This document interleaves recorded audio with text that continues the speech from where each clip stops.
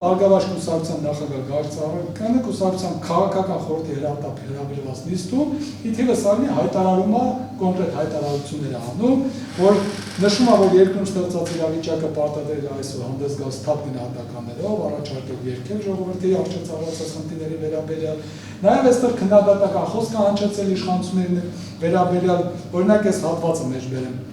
Ես ասել եմ, որպեսզի դրանք իրականություն դառնան, պետք է կառավարությունը